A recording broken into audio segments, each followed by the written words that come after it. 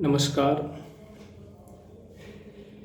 जैसा कि मेरी शुरू से आदत रही है इतिहास पर चर्चा करने की, इतिहास को टटोलने की, ताकि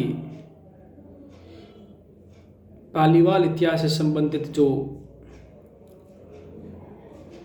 जानकारी दूसरे बुद्धिजीवी रखते हैं वह हम तक पहुंच सके। आज मैं बात इस बिंदु पर करना चाहूँगा कि क्या पालीवाल ब्राह्मणों ने पाली नगर को एक ही रात में एक साथ लगभग ईस्वी सन बताते हैं 1291-92, 1348 विक्रम संवत को छोड़ा था। वैसे ही बताया जाता है कि जैसलमेर के 84 गांव भी 1825 ईस्वी 1882 विक्रम संवत में एक ही रात में सभी लोग एक साथ छोड़कर चले गए थे। मानना ही चाहिए, क्योंकि इतिहास है और किंवदंतियों के साथ इतिहास जीवित रहते हुए वर्तमान पीढ़ी तक पहुंचता है। हाँ, यह अवश्य है कि समय के अंतराल के साथ उसमें नए तथ्य जुड़ जाते हैं, कुछ रोचक बनाए जाते हैं, परंतु मूल वही रहता है जो वास्तव में घटित हो चुका होता है। अब मैं बात करना चाहूँगा कि पाली नगर को क्या पालीवाल ब्राह्मणों ने एक साथ परिस्थितिवश 1292, 1348 विक्रम संवत के लगभग एक साथ खाली कर दिया था, एक साथ छोड़ दिया था। मैंने समय समय पर इतिहास को टटोलने की कोशिश की और पढ़ता रहता हूँ। जिज्ञासा रहती है। इतिहास का मूल भी यही है कि जानते रहो। इतिहास एकदम ठोस सबूतों के बिना आपको जानने के लिए प्रेरित करता है। मैं आपको एक बात बताता हूँ। आदरणीय मेघराज जी पालीवाल मोखेरी फलोदी के निवासी है। जब वे ग्राम लौंगा, जो मेरा भी गांव है, वहाँ रहते थे और प्रधानाचार्य थे, उनका भी शिलालेख पढ़ने में रुचि रही है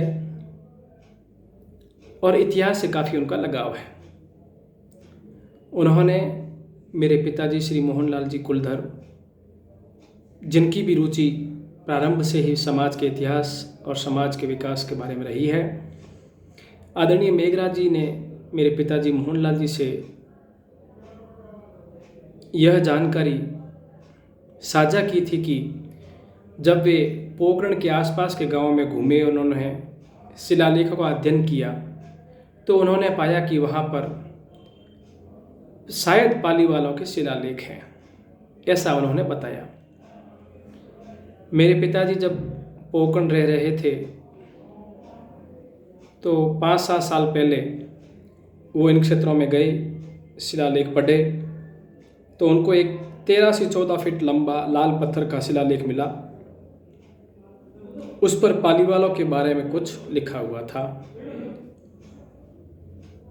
तब उन्होंने वहाँ के एक वासिंदे को कहा कि इसको सुरक्षित रखना, मैं दोबारा कभी आऊँगा। अभी 1.5-2 साल पहले आदरणीय रामलाल जी दोसा वाले जब इतिहास की जानकारी जुटाने के लिए पिताजी के पास पहुँचे पोखरण, तब मैं, मेरे पिताजी और रामलाल जी, राजस्थान पत्रिका के पत्रकार आदरणीय मनोहर जी जोशी, मेरे बड़े भाई साहब हेमंत जी पालीवाल, हम सब गाड़ी लेकर वहाँ पहुँचे। जिस व्यक्ति को हमने वो शिलालेख सुरक्षित रखने के लिए कहा गया था, वो मुस्लिम समुदाय से हैं। उसको बुलाया, उसने कहा नहीं महाराज, गुरु, आपने जैसा कहा था वैसा रखा है, आप देख लीजिए। वो साथ चला, गांव से लोगों को बुलाया, क्यों काफ़ी बड़ा शिलालेख था, 13 से 14 फुट हाइट का। उसको खुला किया, हमने पढ़ा।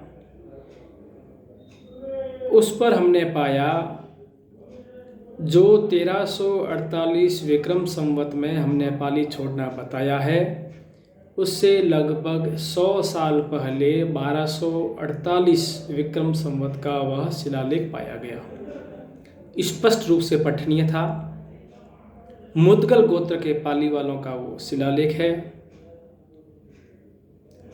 इसलिए हम यह नहीं कह सकते कि पलायन एक साथ किया। परिस्थितिवश पाली नगर को एक साथ छोड़ना पड़ा रक्षाबंधन के दिन, यह स्वीकार कर लेना चाहिए।